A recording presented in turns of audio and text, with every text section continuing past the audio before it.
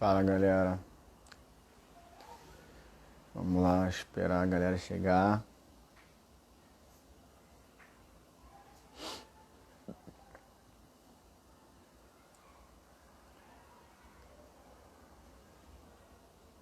Opa.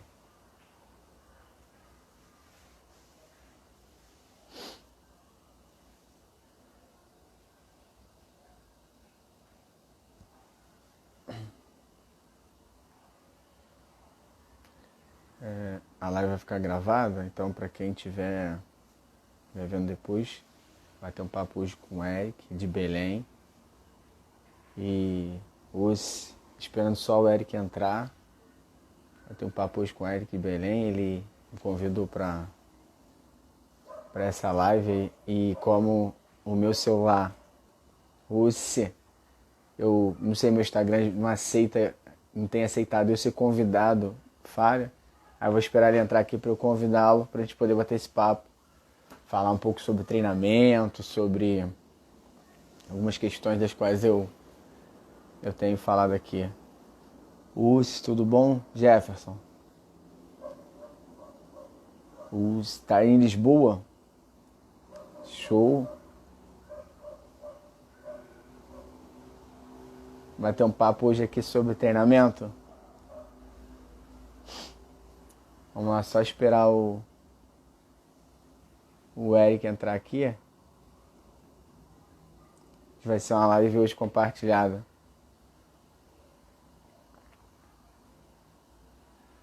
E aí, como é que tá em Lisboa?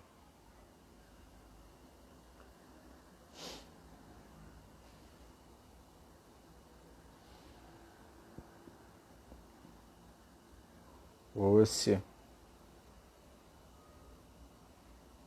Só esperar aqui o Eric entrar. Tudo bom, Rafael? Como é que tá? Tranquilo?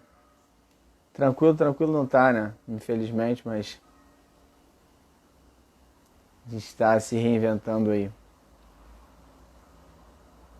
Pô, legal, Jefferson. Que bom que estão controlando aí. É uma questão muito particular de país para país, né? Algumas medidas funcionaram muito bem em alguns lugares e outros não. Sim, não que não funcionou bem, mas funcionou diferente, né? Vinícius. Tudo bom, César? Isso, não dá para comparar, né? Não só tamanho, mas também costumes, né? Alguns tipos de costumes é complicado. A diferença muda muita coisa. Também, Rafael, tenho estudado bastante, peguei alguns materiais para estar colocando em dia e começando a gravar o curso, né? Já mais de 60% do curso já tá na plataforma, né? Só falta o restante para eu poder pedir para ir para análise para eles liberarem o curso. Cadê?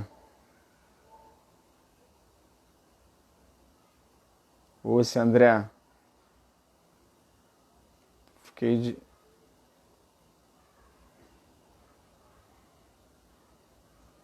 Só um instante.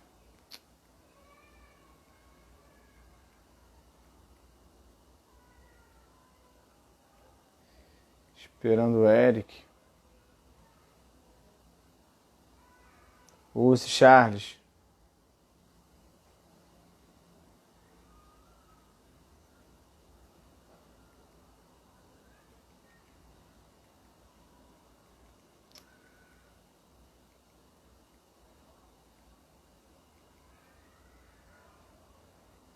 Tudo bom?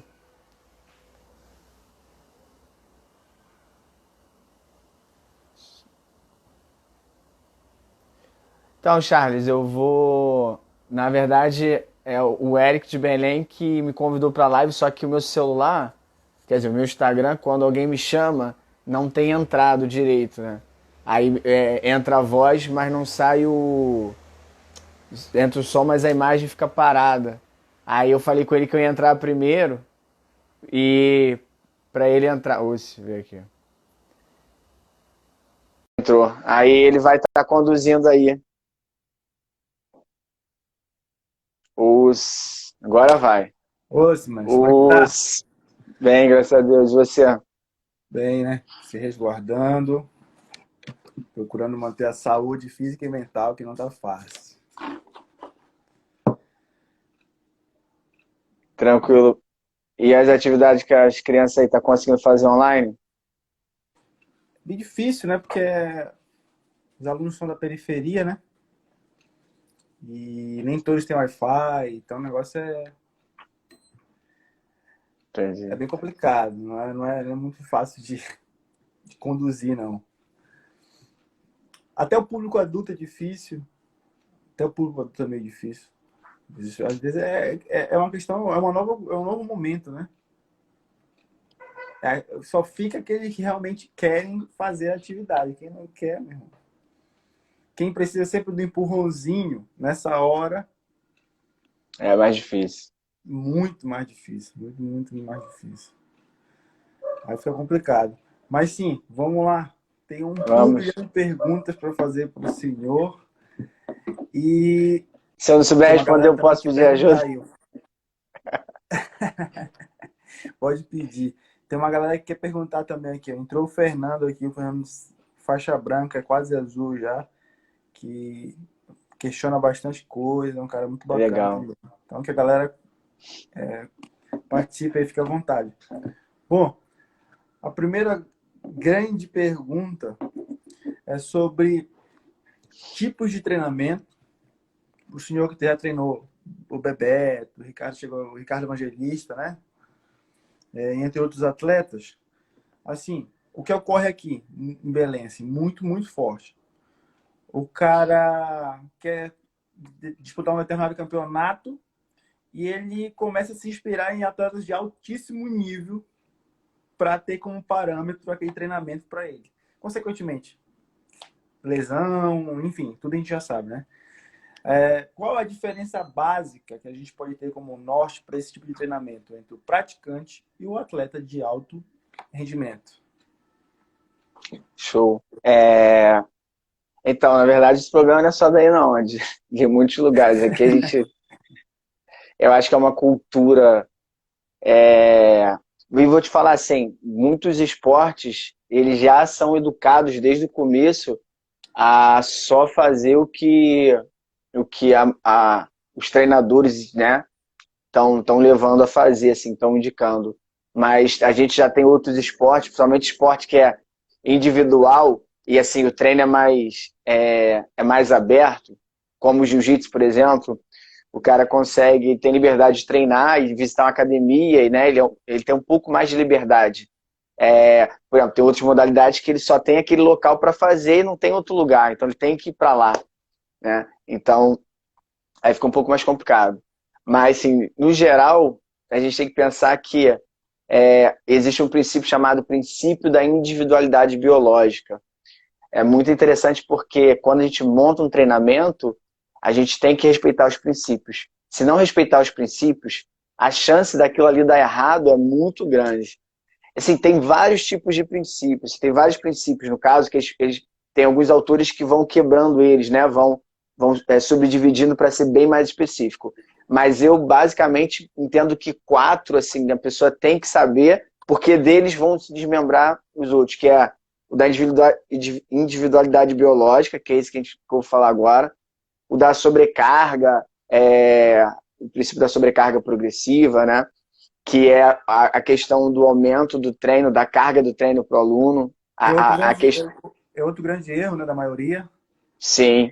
Tem o princípio da especificidade, que é outro grande erro também, que é o treinamento tem que ser o mais específico possível para a condição que você quer. E aí a gente tem dois erros, que é tanto o cara que vai fazer uma atividade fora, musculação, crossfit, qualquer outra atividade, e ele quer ser melhor no jiu-jitsu, que ele não torna específico, quanto o cara que treina jiu-jitsu e vai competir, mas ele não treina do jeito que ele vai competir. Então o próprio jiu-jitsu dele não está sendo específico para o que ele precisa. Eu até fiz um post, o jiu-jitsu tem que ser específico para o jiu-jitsu. E o princípio da reversibilidade, que é outro também que as pessoas desrespeitam muito, que é todo treinamento, ele só é, todas as adaptações de treino só é mantida enquanto a pessoa treina. Se ela parar de treinar, ela perde. E aí tem umas complicações que é um tema mais, esses temas são mais abrangentes, mas falando da individualidade biológica, Certo. se, por exemplo, eu quero ser campeão mundial, né? Eu não preciso treinar é, igual o cara que foi campeão mundial que eu vi, porque possivelmente eu não tenho aquele nível, ou às vezes eu tenho mais do que ele, vamos supor.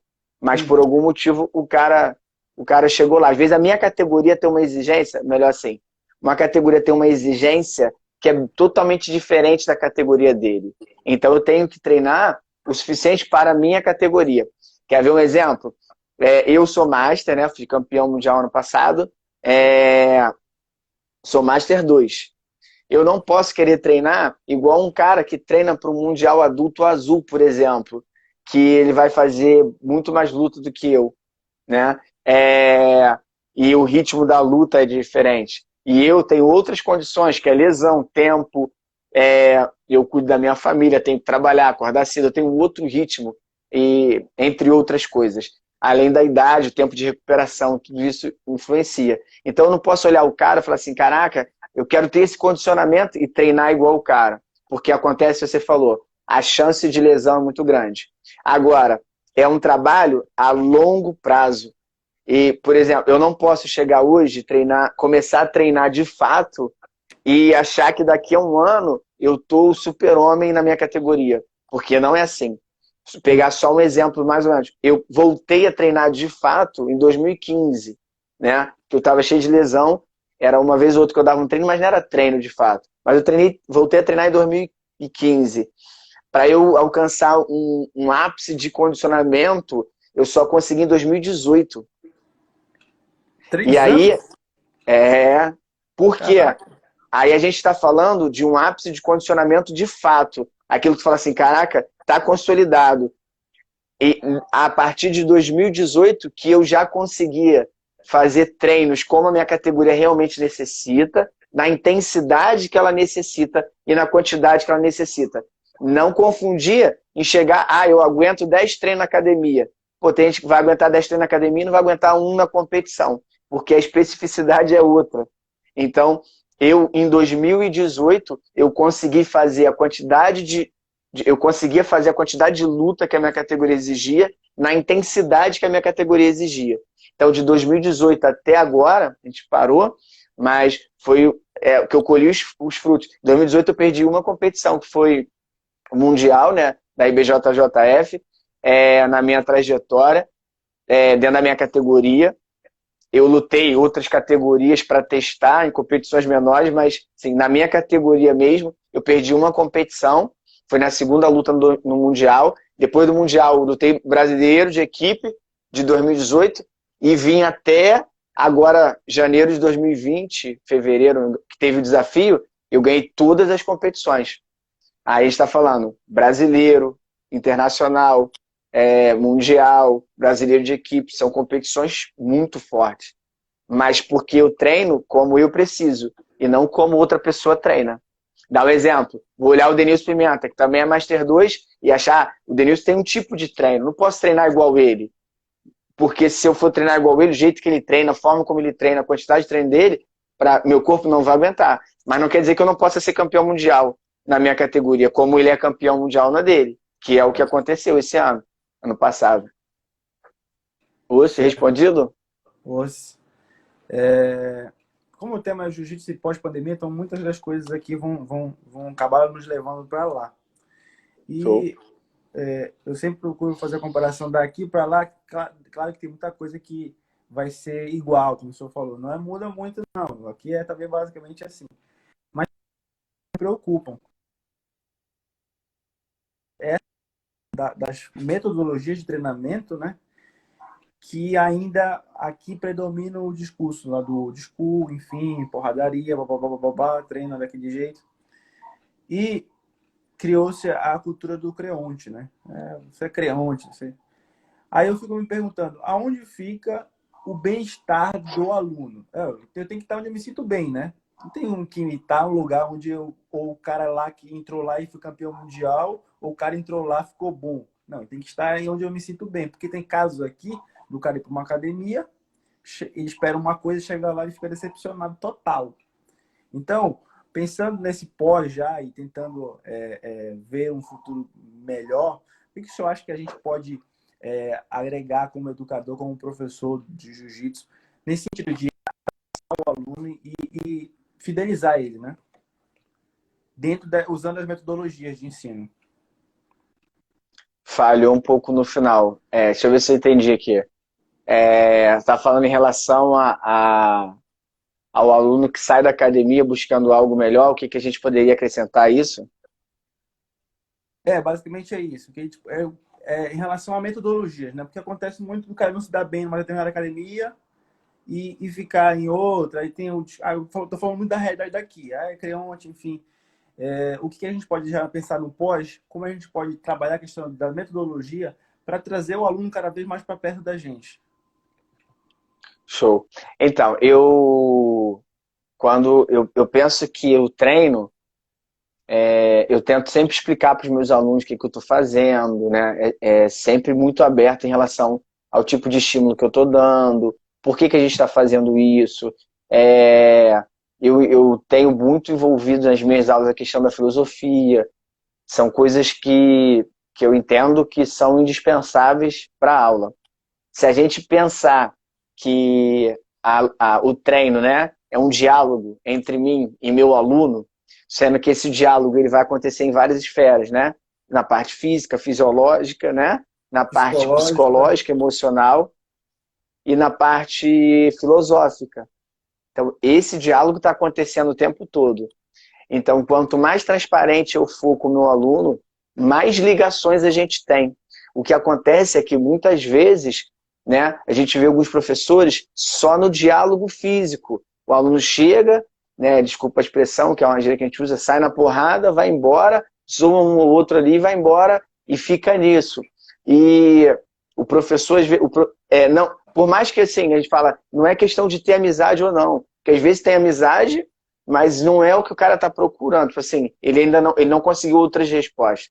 Então, acredito que quando a gente consegue ser bem transparente no que a gente está fazendo e o aluno ter com clareza para onde ele está indo, eu acho que isso é fundamental.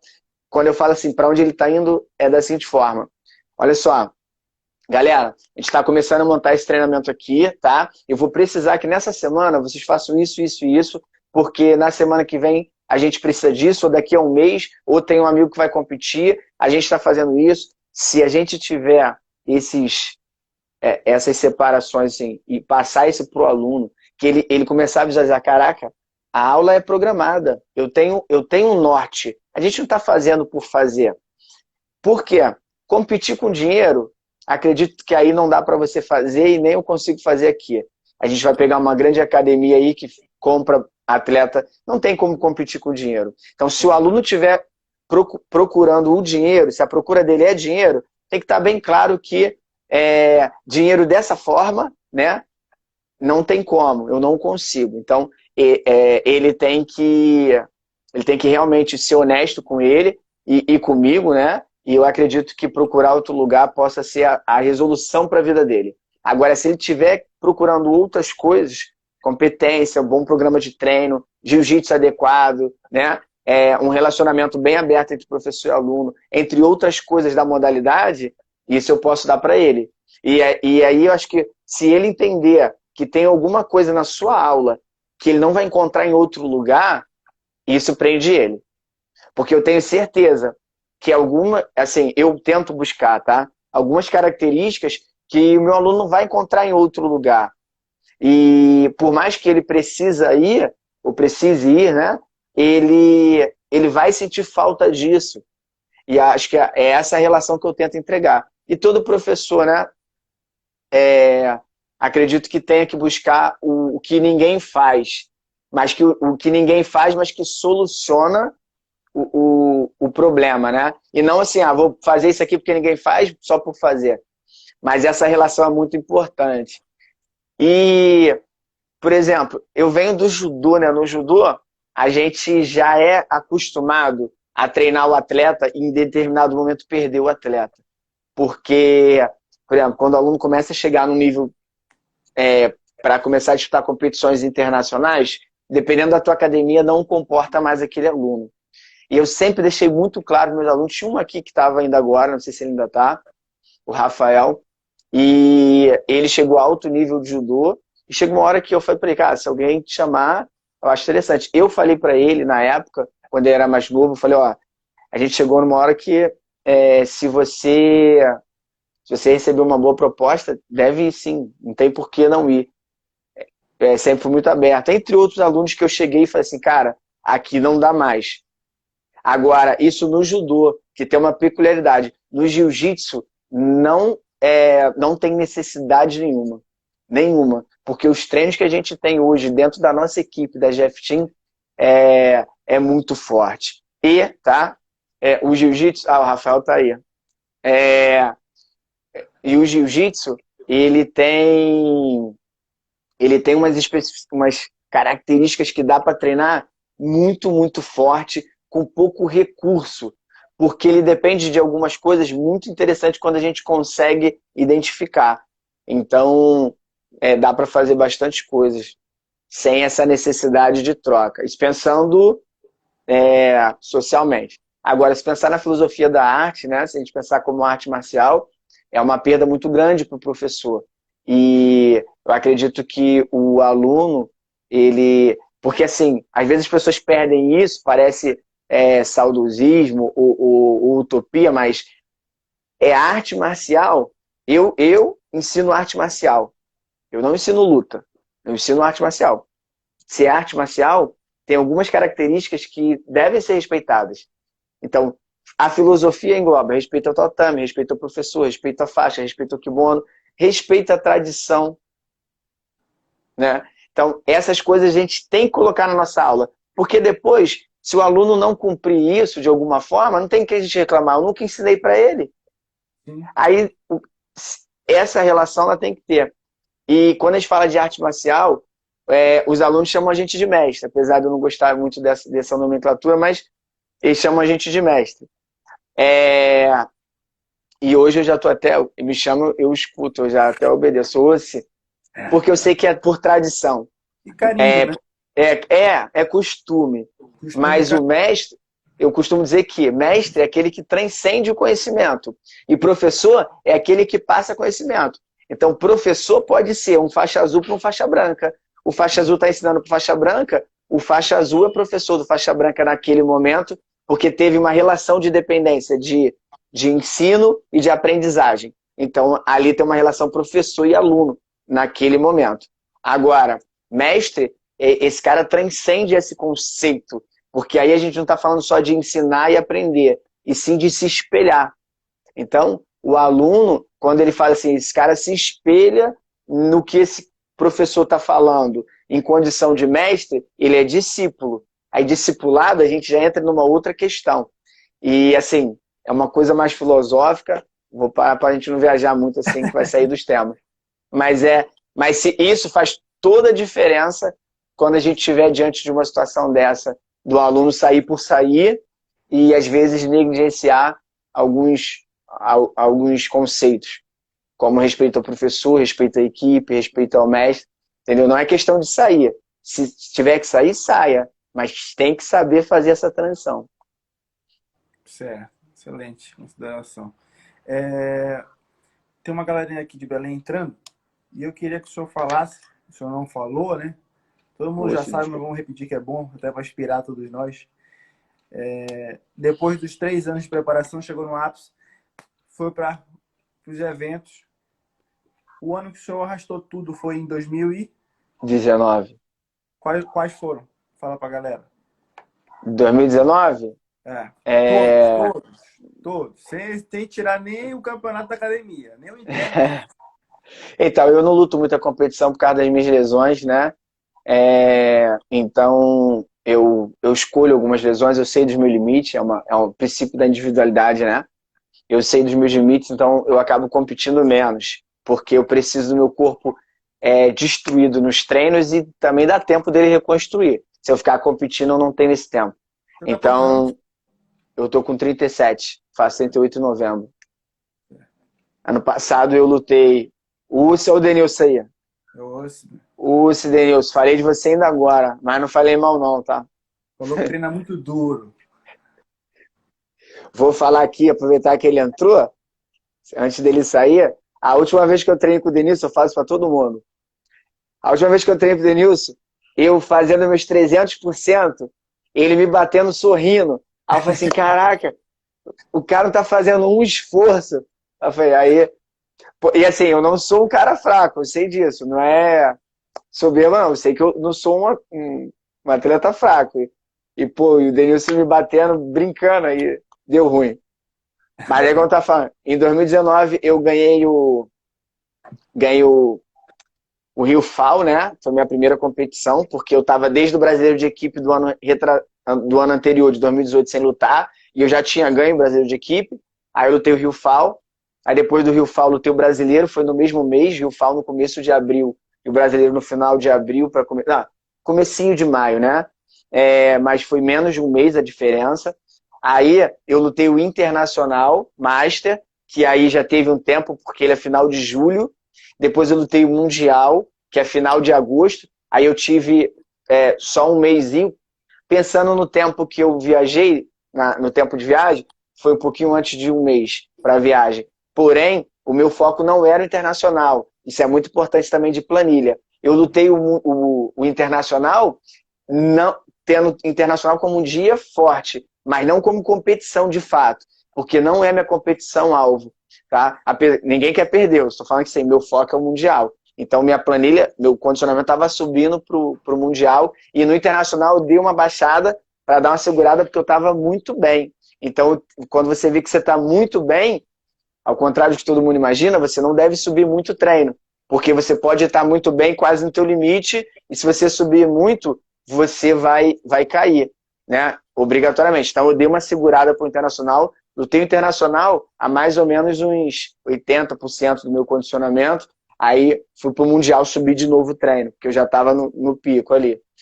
E ganhei o Mundial, voltei do Mundial, aí fiquei um tempo meio off ali e estava inscrito no Brasil de equipe, né? Fui selecionado para equipe. Lutei o Brasil de equipe, ganhei o Brasil de equipe com a equipe e ganhei o desafio que teve esse ano aqui no Rio, né? No começo do ano da FJJD, desafio Black Belt, de equipes, né? Eram três atletas e eu lutei e fui campeão com a minha equipe, né? A gente ganhou R$ 3.000, milzinho para cada um, valeu.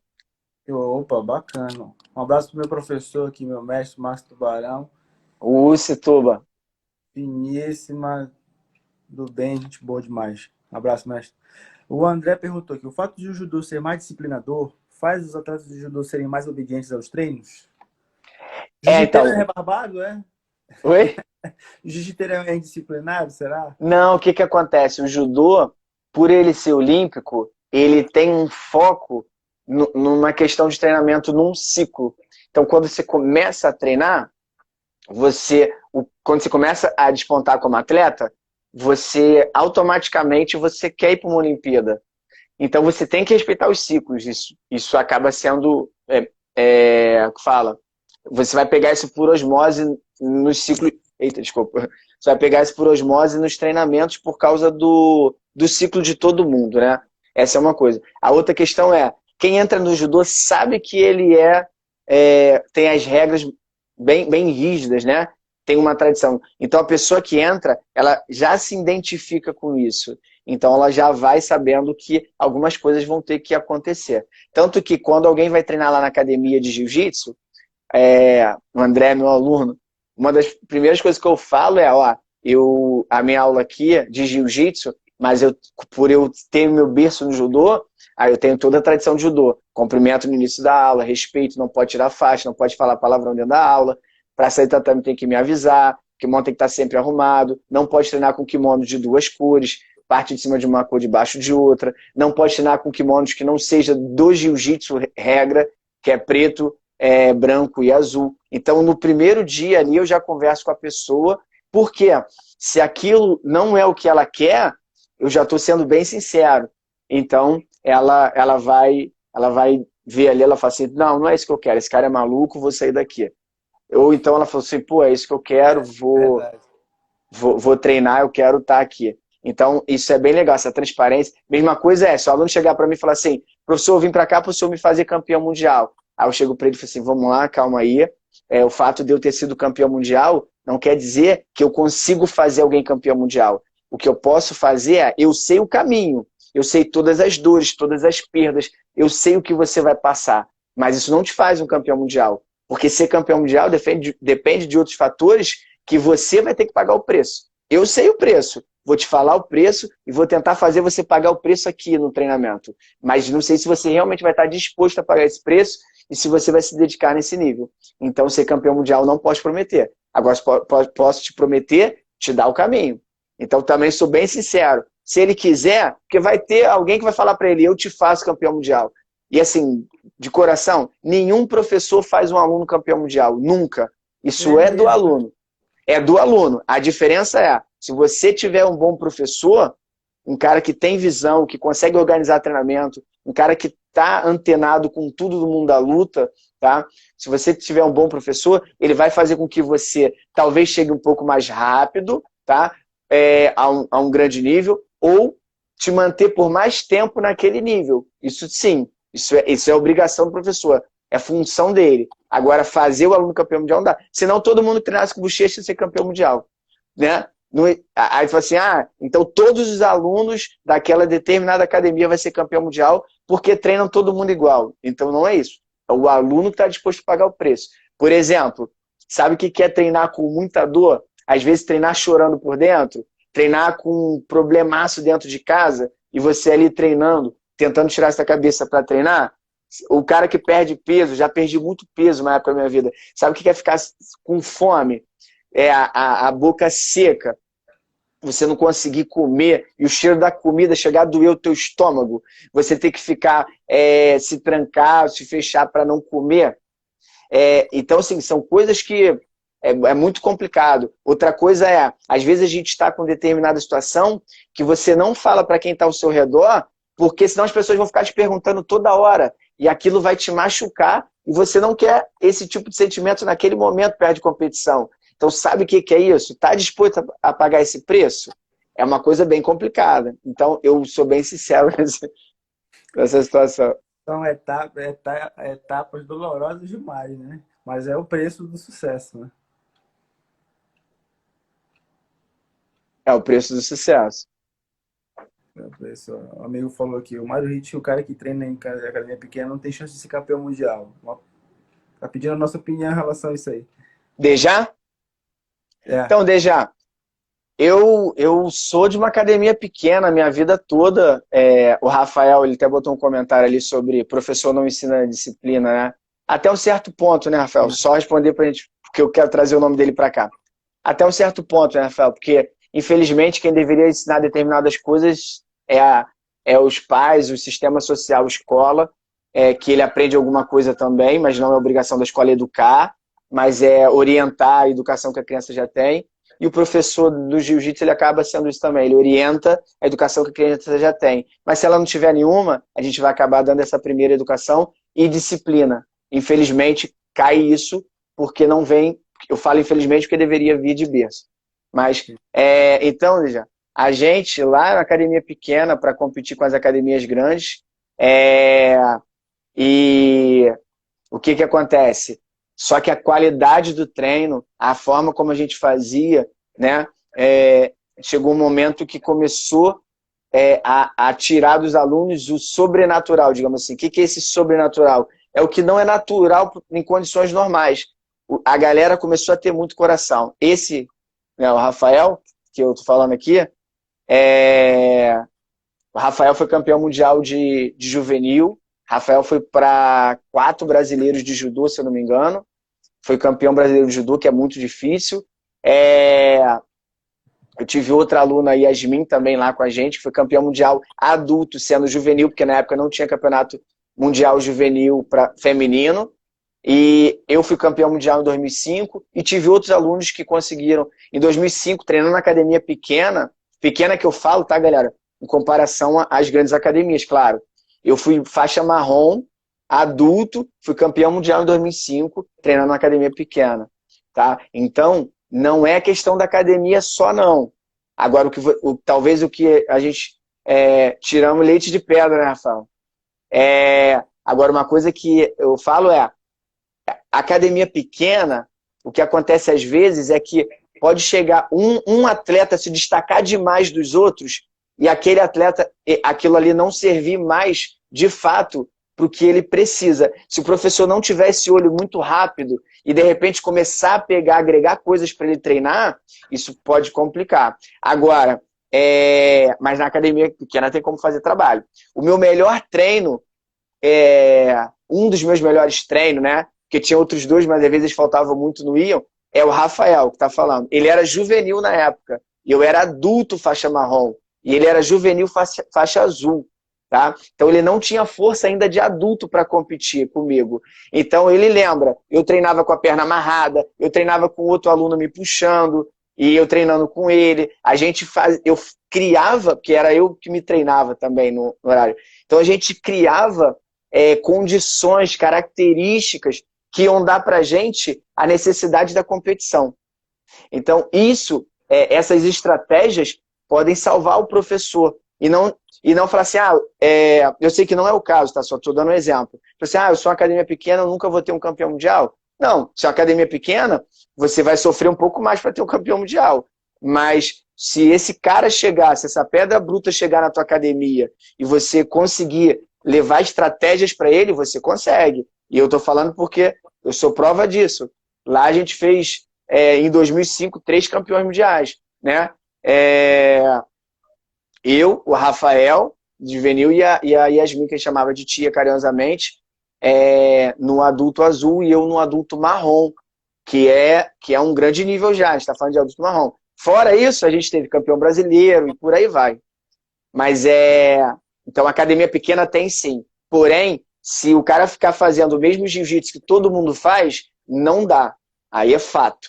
Agora, se o cara conseguir, o professor, né, estratégias e começar a articular, né, entender o que está acontecendo, porque, por exemplo, na época, ainda sem o conhecimento que eu tenho hoje, eu trabalhava muito a questão do segundo sistema, que é o sistema lático, né?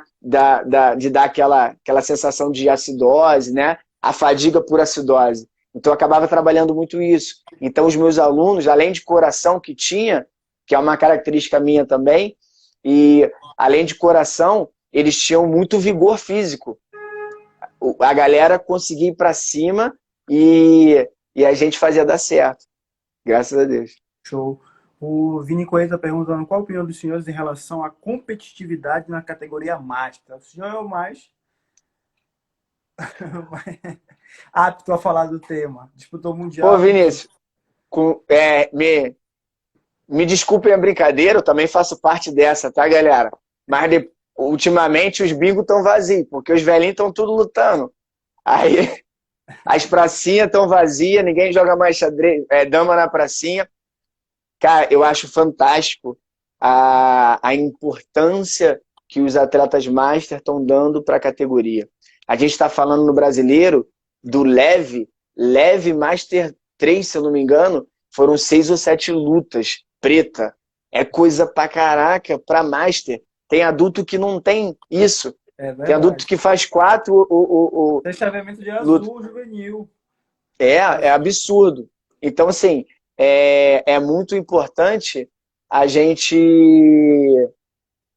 entender essa característica que está nascendo, né, do Master querer competir e como, assim, tem atletas tem praticantes que vão entrar depois dos 30, né?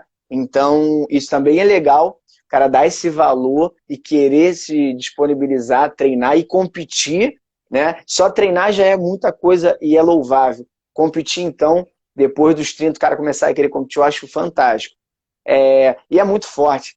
Cara, assim, tem cara que é bizarro você lutar, o cara é Master, mas é coisa de outro mundo, né? E assim, eu velhinho, né? Eu dou meus treinos com meus alunos adultos e dou trabalho ainda. Ainda dá para tirar um caldo ainda. E gosto disso, né? Gosto desse treininho. Vinícius Master 3 Roxa Leve. É campeonato Vinícius é, duro. o Vinícius é preparador físico, né? Fez o curso de alto rendimento comigo aqui no Rio e competidor, gosta muito, né? E gosta de estar sempre competindo, isso é legal. Só vai evoluir, né? Se preocupa com a questão do treinamento, que é legal, de ter essas ideias, essas particularidades assim, de conhecimento, isso é legal pra caramba. Só tem evoluir. Ferrou. Vai lá, Jonathan perguntando. Sensei Lúcio, quando você ou um atleta de sua academia apresentam lesão musculoesquelética, ó, como você procede? Avalie e treina a lesão, faz fisioterapia, repouso, muito obrigado, grande abraço. Puxa, Jota. Primeiro, assim, se ele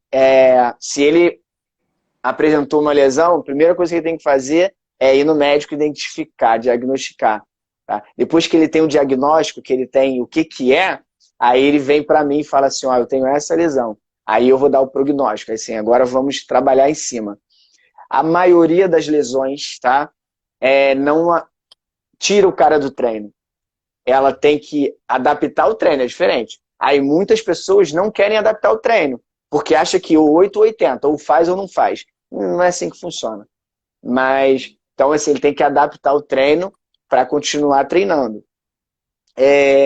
Isso é muito importante, porque às vezes a lesão é num joelho, e o cara pode fazer americana na guarda, pode fazer outro tipo de treinamento com pegada ali dentro do tatame. E o mais importante para o atleta, né, para o aluno, vestir o kimono e estar com a galera. Isso é muito importante para a cabeça de quem gosta de praticar o jiu-jitsu. A gente está sofrendo não só pela falta de treino agora, não, é falta de vestir o kimono, de estar com a galera dentro do tá no tatame. ambiente, é verdade. Isso É faz verdade. falta muito mais do que ficar rolando. Quantas pessoas a gente conhece que nem rolava direito, mas ia para academia para treinar técnica e ficar ali do lado. Isso faz muita falta. Então, se a gente consegue incorporar isso nessa recuperação do aluno, é importante. Então, a primeira coisa que ele tem que fazer é médico. Aí avaliou o que aconteceu, qual é o diagnóstico? É esse, aí traz para mim, né? Ou para você, professor. Aí você vai olhar aquilo ali e fala assim, pô, essa lesão é isso, então eu tenho que evitar isso, tenho que evitar isso, tenho que evitar isso. Mas eu posso fazer isso, isso, isso, isso. Aí você adapta o treinamento para ele. Mas eu aconselho a todo mundo, tá, que tem lesão e treina, primeiro tentar adaptar o treinamento, preservando a lesão.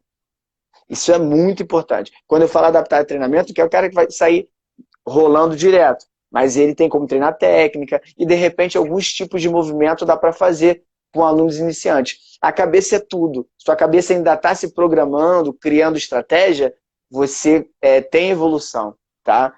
Isso é muito importante. O Rafael tá com saudade da risada, da zoação, das broncas, enfim. Aproveitando o gancho aí, treino só é treino se tiver rola? Ah, boa. Então, treino é treino, não necessariamente com rola. Porque eu até brinco com meus alunos, eu falo assim, brinco assim, eu falo com eles sério, né? Mas eu falo, às vezes a gente está conversando em determinadas coisas, eu falo assim, galera, quando eu vejo que um aluno quer bater em todo mundo, o cara vai para academia porque ele quer bater em todo mundo. Aí eu falo assim, cara, se você quiser só sair na porrada, de novo o termo, né? Se quiser só sair na porrada, tem várias academias para você ir. Não precisa ser aqui. Porque o que eu ensino não é isso. Eu também ensino isso, eu gosto de treinar. Mas se o seu foco é só esse, aqui talvez não te comporte, entendeu? Agora, se você quer crescer o jiu-jitsu de forma total, porque se eu limitar o jiu-jitsu só sair na porrada, só rola, eu estou tirando, acho que 90% do jiu-jitsu. Né? Tem muitas outras coisas. Tem treinamento específico, que não é o rola. Tem vários tipos de treinamento específico que vão dar, às vezes, mais condicionamento para o cara do que o próprio rola, dependendo de como ele estiver rolando. Porque às vezes o cara está rolando, mas está rolando errado. Então, treinamento específico Fecha a guarda 3 minutos. tipo assim, às vezes o cara tá treinando pra caraca, ganha todo mundo na academia, mas o que ele tá fazendo tem nada a ver com a categoria dele. Então, assim, tá treinando errado, especificidade. Tem o treinamento específico, tem os treinamentos técnicos de condicionamento, tá? Que aí nos treinamentos técnicos de condicionamento entra o drill. As pessoas acham que aprende técnica fazendo drill. Drill Drill, como as pessoas fazem, não aprende técnica. O drill condiciona o movimento. São coisas diferentes. Então tem treinamento técnico com condicionamento. Que aí vai entrar drill, vai entrar entre outras situações. Aí você pode treinar velocidade, potência, você pode treinar equilíbrio, você pode treinar várias outras habilidades físicas com a especificidade daquela técnica, né? Você pode treinar força, pode treinar entre outras coisas. Que aí você pode fazer, não necessariamente o rola. Aí o rola é o complemento, né? É a cereja do bolo no final disso tudo. Né? Mas o treinamento do nosso aluno, ele tem que chegar lá. Ele tem que passar por essas etapas para chegar nos finalmente com qualidade. Mas não é só rola. Posso fazer uma pergunta aqui? O Alex, o Vinícius. Vini, É, coisa de novo. qual seria essa? Qual seria o conselho em relação à postura do atleta que vai pegar a faixa marrom no que tange ataques de pé? Tá preocupado, né? Já percebi também isso. Preocupa não. Uma coisa que é certa, né? É que vão pegar teu pé. E não vai ser E, pouco. e não vai ser pouco. Quando um aluno meu pega marrom, que eu vou treinar com ele, eu foco só no pé, só para ele ver que só vou no pé. A luta, para mim, eu mudo todo o estilo por causa dessa brincadeira de batismo, né? Que a gente tem de... Para mim, o aluno ele tá batizado na faixa marrom quando alguém pega o pé dele na americana, o pé dele no leg lock, né? Nas chaves que ele ainda não treinava. Esse é o batismo. Mas Então, o conselho que eu dou, tá? Na faixa roxa, você já visualizar algumas situações. Por exemplo, tem cara que faz a de la riva todo aberto, segurando a gola, deixando a perna solta na faixa branca, azul e roxa. Aí vai para marrom e preta. Se fizer isso, como o cara só tá com a mão na gola, a perna tá solta, vai tomar um leg lock. Então, algumas coisas na roxa, você tá aqui, aquele famoso ditado, o olho do padre na missa, você tá aqui, você já começa a visualizar o teu jogo na marrom. E eu nem diria isso, na verdade, você tem que visualizar o seu jogo na preta. Porque se o teu objetivo é competir, tu quer chegar na preta vencendo. Então não adianta você ser o melhor de todas as faixas e ser o pior da faixa preta. Se você começar a sacrificar etapas para ser o melhor em cada faixa, e se você for o pior na preta, vai ser a maior parte da tua vida no esporte é na preta. O cara, às vezes, fica assim, não, ele começa a sacrificar muitas coisas para ser o melhor em cada faixa. E ele sacrifica o jiu-jitsu, às vezes, para ser o melhor naquela faixa. Só que ele não está pensando em longo prazo. Ele está pensando só no momento. Então ele vai chegar na preta mal. Aí o que vai acontecer? Vai apanhar o restante da vida. Por quê? Porque eu tenho 14 anos de faixa preta. Faço 15 anos esse ano. Da preta, eu fiquei 6 anos para chegar na preta. E eu já estou 14 anos na preta. Se eu quisesse ser o melhor só nas outras faixas, talvez hoje eu não seria campeão mundial. Porque eu poderia ter sacrificado alguma parte técnica e, que é o pior, criar uma lesão por inconsequência e não conseguir lutar depois a nível ótimo, digamos assim. Isso é fato. Eu conheço muita gente faixa preta que não treina mais. Não é porque não quer, é porque tá cheio de lesão e aquilo acaba automaticamente desmotivando também. Mas muita gente aqui, principalmente porque quem começa já com uma certa idade, realmente essa questão que o senhor falou é tudo mesmo. Você quer. A melhor parte do esporte é quando chega na preta, né? Começa a aprender de verdade, desfrutar de verdade Com das coisas, certeza. né? Muita Bom, coisa na preta. é verdade. O André perguntando, a preparação física de um guardeiro é diferente de um passador? Ah, boa, André. Então, André, é até interessante falar isso, porque muita gente não sabe, mas o jiu-jitsu, ele muito, existe a gente chama de modelos de periodização. Muita gente usa isso na musculação, apesar que tem galera que nem usa nada na musculação, mas que é um modelo pelo qual você vai se guiar para levar o organismo do aluno ao ápice, tá? E todos os modelos que existem, eles preconizam que, inicialmente, a gente tem que desarranjar o organismo do aluno. E aí eu já vou fazer um merchan aqui. O método 7 também, que é um modelo de treinamento que eu criei, né, e voltado para a luta, é essa ideia. Primeiro a gente tem que desarranjar o organismo do aluno. Por que isso? Porque quando ele se reorganizar, ele está ganhando condicionamento e ele vai estar apto a treinar em alta intensidade. Depois tem algumas fases. E tem um momento nesse período de treinamento que ele treina específico. Então, o guardeiro e o passador, eles treinam igual até um determinado momento. Vai chegar um momento, pensando em competição, que ele precisa ser específico. Então, ou pelo menos ele vai ter que ser predominantemente específico. Vou dar um exemplo aqui bem rápido, tá? De forma básica. Vamos supor que eu tenha 4 meses para trabalhar e meu aluno está zerado. E eu preciso de 4 meses para chegar na competição. E eu vou pegar esse cara, ele é passador, tá? E eu tenho outro que é guardeiro, tenho 2 alunos. Eles vão treinar os 2 primeiros meses 50% por cima e 50% por baixo. Porque eu quero que ele crie todas as adaptações em todas as estruturas que o jiu-jitsu possibilita. Depois, eu vou, quando passar desses 2 primeiros meses, aí no terceiro mês, ele vai trabalhar 60% na característica dele, o passador 60% por cima e 40% por baixo. E o guardeiro invertido, né? 60% embaixo, 40% em cima. E no último mês, ele vai trabalhar da forma que ele luta. Então, se ele é passador, ele vai treinar passando. E se ele é guardeiro, ele vai treinar por baixo. Olha, então assim, se você pegar mesmo o tempo de treino do cara para uma competição, ele acaba sendo misturado. Ele só vai se tornar extremamente específico perto da competição. Sabe por quê? Porque cada forma que você luta te dá habilidade, assim, te dá perfeição de ação na célula da musculatura que você está treinando. Então, se eu não treinar nada por baixo, sou passador, só treinar por cima, se na competição eu cair por baixo, eu não tenho adaptações necessárias para suportar aquela luta por muito tempo. Eu posso ter técnica, posso ter várias coisas, mas a estrutura celular para suportar aquele estresse por muito tempo eu não tenho. E se eu ficar muito tempo por baixo? Acabou a luta, porque o meu corpo não consegue acompanhar o meu adversário. Isso é muito importante. Então, por isso que a gente dá uma condição base para esse cara, para que caso ele necessite, a célula dele tem condições de suportar um estresse por muito tempo. E o estresse que eu estou falando que causa fadiga, no caso do jiu-jitsu, que é predominantemente a fadiga, é o estresse pela utilização da glicose que gera o lactato, que vai ser ali a acidose, né? O excesso ali de hidrogênio. Então é isso que eu tenho que treinar no aluno. Foi meio técnico, mas acho que deu para entender. Se não deu, fala aí que a gente repete. Rápido, só para complementar, pensando nesse período de 4 meses de preparação, cada caso é um caso, enfim, tem essa questão que a gente já falou, mas vamos pensar aqui qual seria o melhor momento de tirar o pé, de começar a cadenciar.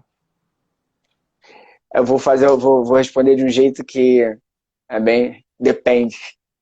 Depende, depende de muita coisa. Cada caso é um caso, enfim. Mas assim, vou falar de uma forma geral, tá? Digamos que você não tem nenhum problema no percurso e que você está perto da sua competição, um alvo.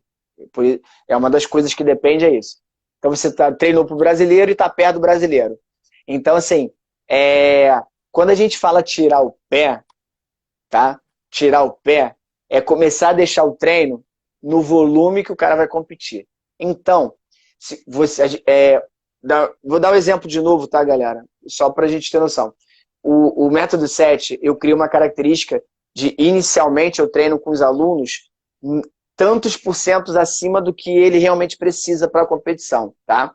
E a partir daí, isso vai caindo, porque o volume começa alto e termina baixo. Só que o terminar baixo, às vezes a pessoa acha que é não treinar nada. Terminar baixo é terminar na intensidade que ele precisa, na quantidade que ele precisa. Então, esse volume ele vem caindo, ok? E ele vai chegar mais ou menos no mês da competição, mais ou menos, tá? Na quantidade exata de que ele precisa para lutar. E essa é a nossa base. Então, aí, nessa base, então vai ter dia que vai cair um pouco, vai ter dia que vai voltar para quê? Vai ter dia que vai cair um pouco, vai ter dia que vai voltar para quê? Na semana da competição, isso muda um pouco. Porque dependendo de como ele tiver, eu não vou dar porrada nele na semana da competição. Então, assim, ele pode até treinar a mesma quantidade de luta, mas a intensidade da luta vai ser menor. Porque eu preciso que o corpo dele recupere. E se a gente pegar um atleta que perde muito peso, ele vai estar muito, muito abaixo do que você realmente precisa dele. Então é melhor aliviar, porque só perder o peso já é uma condição de intensidade fisiológica que você não quer agravar. Então, basicamente é isso. Então esse volume ele desce para o que ele precisa. E a partir daí, desse último mês, digamos assim, que foi o exemplo que a gente usou, ele vai oscilar para baixo e voltar para ali. Oscilar para baixo e voltar para ali. Porque o atleta não precisa conseguir fazer 10 rolas. Ele precisa conseguir fazer a quantidade de luta que ele vai lutar. Eu fui lutar o Mundial sabendo que eu ia fazer 5 lutas, que é a média de luta do Mundial da minha categoria. Eu não precisava conseguir fazer 10 lutas. Eu precisava conseguir fazer 5 lutas na intensidade da minha vida. Então, é isso que eu tinha que treinar. Porque às vezes o cara consegue fazer 10 lutas, mas aí quando eu ia se eu fosse para 5 lutas, eu não consegui fazer 5 lutas na intensidade que eu preciso. Então, isso é muito importante. É verdade, a maioria vai ao oposto, né? Competição, o cara começa aqui, chega na competição, o cara quer igualar o nível, né? Galera, pergunta. Falta 3 minutinhos aqui, mais ou menos. Dá pra gente esticar um pouquinho? A conversa... Ou você tem compromisso aí, Eric? Não, podemos esticar, sem problema. A gente pode fechar essa e abrir mais uma? Sim. Vai fechar já? Assim, quando fechar, aí a gente vai abrir mais uma. A galera topa? Galera que tá aí topa, galera? O papo tá bom, né?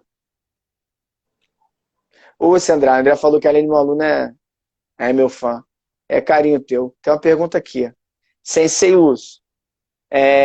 Outra pergunta. De uma maneira ampla, qual a valência física mais importante para implementar no treinamento de um atleta master faixa preta? Como você desenvolve essa valência? Ótima pergunta, e essa pergunta vai demorar. Vamos lá.